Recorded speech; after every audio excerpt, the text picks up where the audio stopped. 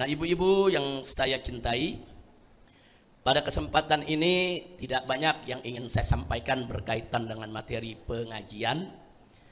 Hanya saya ingin mengajak semua ibu-ibu melihat situasi dan kondisi kita punya negeri yang banyak persoalan, banyak problem yang memang harus kita selesaikan bersama-sama.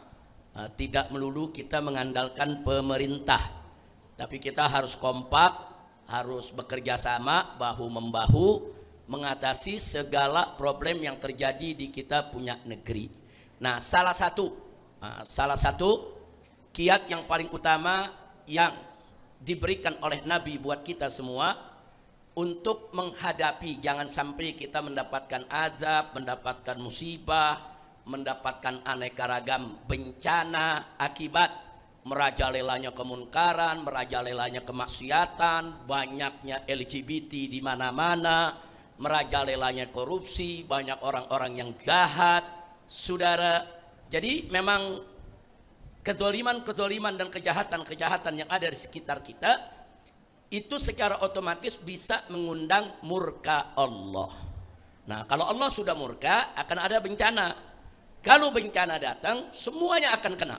Na'udzubillah min dzalik. Nah, karena itu, saudara, apa sih kunci yang dikasih oleh Nabi? Salah satunya, Nabi meninggalkan kepada kita al-istighfar. Banyak-banyak istighfar. Suatu hari, yaitu pada malam hari, suatu malam, Nabi kita Sayyiduna Muhammad sallallahu alaihi wasallam pernah membaca surat Al-Maidah. Jadi bacaan Nabi tenang, bacaannya enak di malam hari. Nah, di salah satu malam yang Nabi tahajud, Nabi membaca surat Al-Maidah. Surat Al-Maidah itu, Bu, ada 200 ayat. Nah, begitu Nabi baca dengan tenang, ayat demi ayat, ayat demi ayat. Nah, ingat, Bu, ya, Nabi kalau baca Quran nggak pernah terburu-buru. Nabi kalau baca Quran tidak pernah terburu-buru. Nabi itu kalau baca Quran tenang, dari ayat ke ayat, betul-betul diresapi.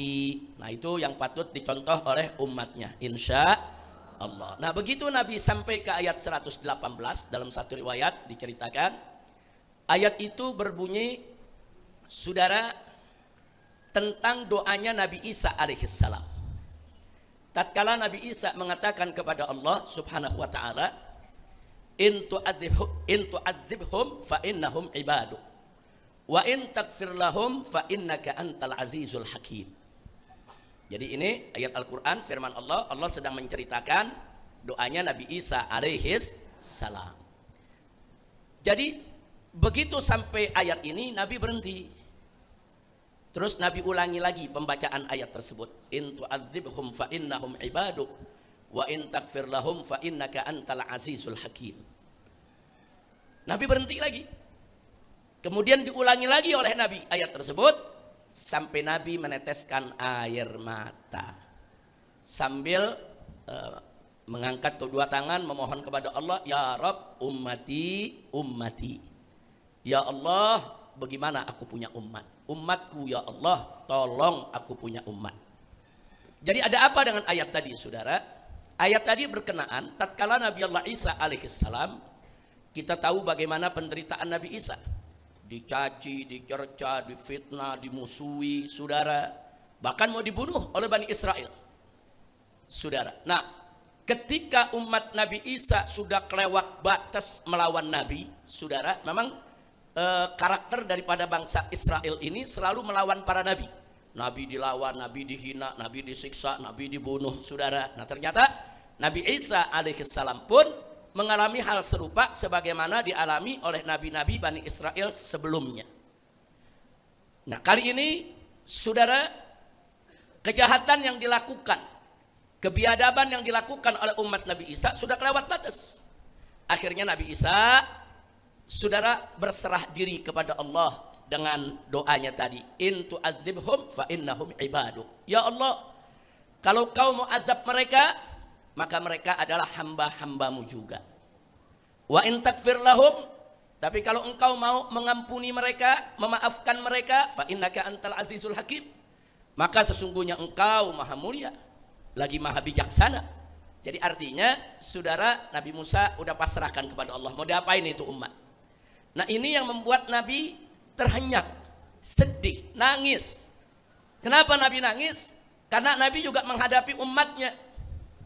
Bahkan saudara, kala itu Nabi lagi menghadapi tantangan orang-orang kafir Quraisy. Sebagaimana Allah ceritakan di dalam Al-Quranul Karim. Yaitu Allah ceritakan dalam surat Al-Anfal. Nah, kalau kita lihat surat Al-Anfal ayat 32 sampai 33. Di ayat 32 Allah menceritakan tentang orang-orang kafir Quraisy, mengatakan, wa idz qalu, tatkala mereka orang-orang musyrik berkata, Allahumma in kana hadza huwal haqqu min indik.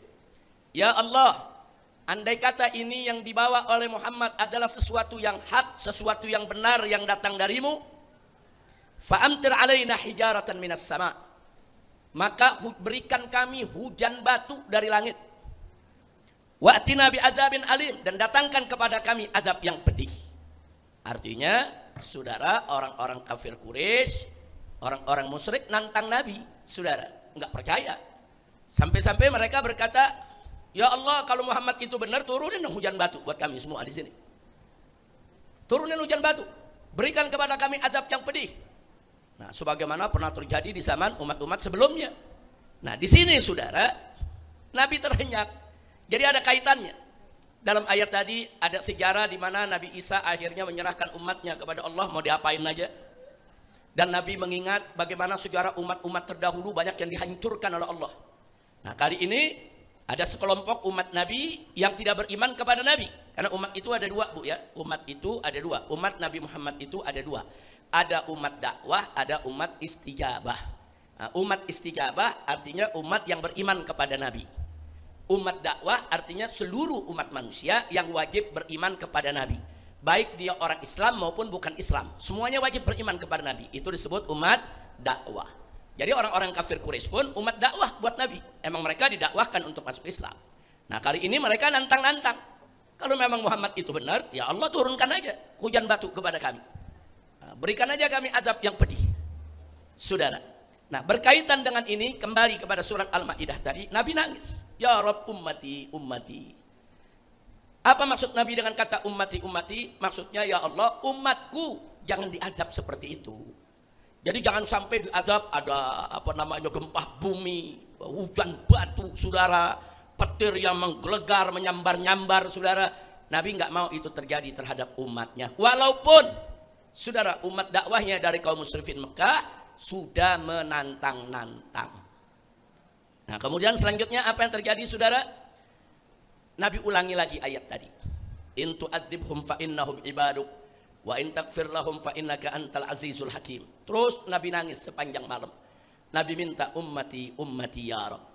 Nah, menjelang pagi, menjelang subuh, saudara, di tengah malam datanglah malaikat Jibril alaihissalam memberi kabar kepada Nabi, absyir ya Muhammad, ada kabar gembira buat engkau ya Muhammad. Apa kabar gembiranya, saudara? Menghadapi tantangan orang-orang kafir tadi yang tertera dalam surat Al-Anfal, tantangan tersebut ayat 32, maka saudara jawabnya ada di Al-Anfal ayat 33. Malaikat Jibril datang menyampaikan wahyu Allah kepada Nabi, di mana Allah Subhanahu wa taala berfirman sebagaimana disampaikan oleh malaikat Jibril alaihissalam kepada Nabi kita Muhammad sallallahu alaihi wasallam, wa ma kana Allahu liyu'adzibahum wa anta fihim. Wa ma kana Allahu liyu'adzibahum wa anta fihim. Tidak sekali-kali wahai Muhammad Allah mengazab mereka, menghancurkan mereka, membinasakan mereka, wa anta fihim, selama engkau ada di tengah-tengah mereka. Jadi ini jaminan dari Allah, selama Nabi ada di Mekah, selama Nabi ada di tengah-tengah orang-orang kafir Quraisy tadi, saudara, Allah tidak akan menurunkan azab seperti azab yang pernah diturunkan terhadap umat-umat terdahulu. Mendapatkan berita ini, tentu Nabi senang, Nabi bersyukur kepada Allah. Tapi, saudara, Nabi masih terlihat sedih. Sehingga Jibril bertanya, ada apa dengan engkau ya Muhammad? Allah udah kasih jaminan. Maka dalam satu riwayat disebutkan, Nabi mengatakan malaikat Jibril, wahai Jibril, Ini jaminan selama aku ada di tengah mereka. Lalu bagaimana kalau aku sudah tidak ada? Subhanallah, ternyata Nabi juga mikirin kita semua, Bu. Nabi nggak mikirin saat Nabi hidup saja. Jadi kalau Nabi udah nggak ada, bagaimana? Apakah azab semacam itu akan Allah turunkan kepada umatnya? Saudara, akhirnya malaikat Jibril kembali. Nabi terus baca, saudara, memohon kepada Allah. Dan akhirnya Jibril kembali menyampaikan wahyu dari Allah, lanjutan ayat tadi. Wa ma kanallahu mu'adzibahum wa hum yastaghfirun. Tidak sekali-kali Allah mengazab mereka, kau punya umat ya Muhammad, wa hum yastaghfirun, selama mereka beristighfar, memohon ampun kepada Allah. Alhamdulillah.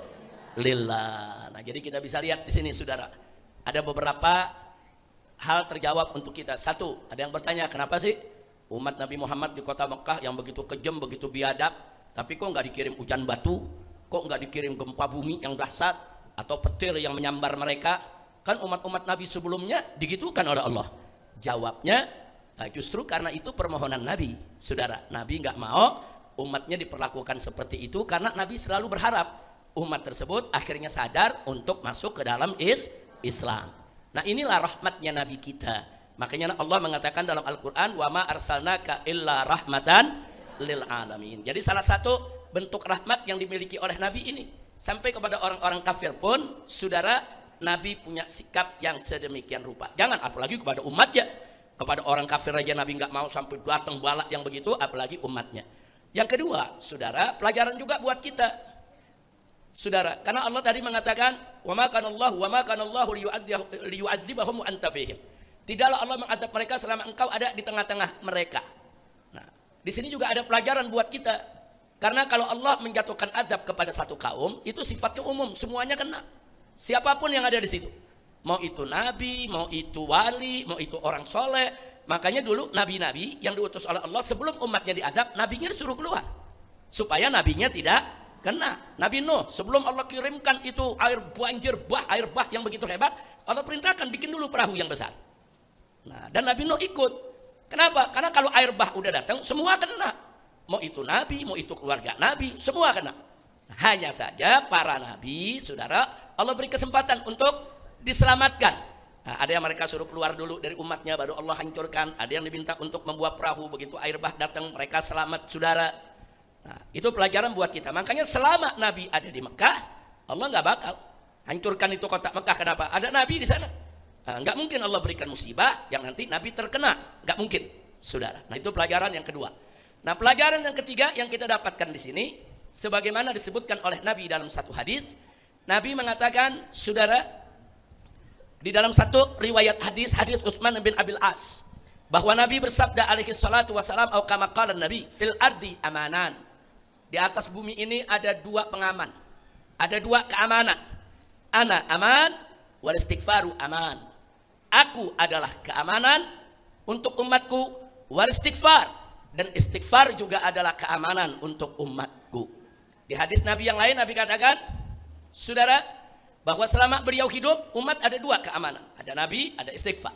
Tapi nanti begitu Nabi pergi, Nabi tinggalkan istighfar, tetap menjadi pengaman buat umatnya. Alhamdulillah. Nah, karena itu, sebagaimana tadi yang sudah saya sampaikan, dalam kondisi kita lihat negeri kita seperti ini, Bu, ya, maksiat merajalela, kemunkaran merajalela, ulama dihina-hina, keluarga Nabi dimusuhi, keadilan tidak ditegakkan, korupsi ada di mana-mana, LGBT, saudara, sudah masuk di setiap kampung, saudara, yang halal disebut haram, yang haram disebut halal, saudara, rakyat semakin susah, rakyat diperes, saudara, sedemikian rupa.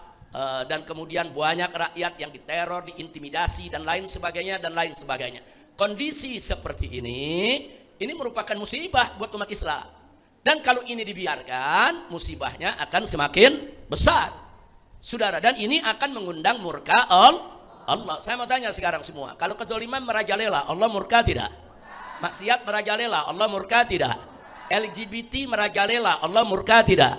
Korupsi merajalela, Allah murka tidak? Murka rakyat dibikin susah, Allah murka tidak? Murka ulama dihina-hina, Allah murka tidak? Keluarga Nabi dimusuhi, Allah murka tidak?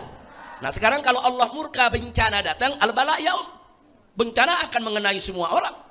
Nah makanya sekarang kita lihat di beberapa daerah saudara, ada yang terkena kelaparan, ada yang terkena penyakit, ada yang terkena gempa, ada yang terkena banjir, ada yang terkena kebakaran saudara. Nah musibah-musibah itu nggak bakal berhenti selama kezoliman, kemaksiatan terus merajalela. Nah sekarang pertanyaannya, bagaimana cara kita menyelamatkan diri dari musibah, dari bencana? Jangan sampai ini kemurkaan Allah menimbulkan bencana yang luar biasa buat kita. Kuncinya istighfar. Banyak-banyak istighfar, banyak istighfar, banyak istighfar, banyak baca istighfar. Setiap sholat baca istighfar. Lagi santai ibu, lagi nggak ada kerjaan, baca istighfar. Sambil masak juga baca istighfar.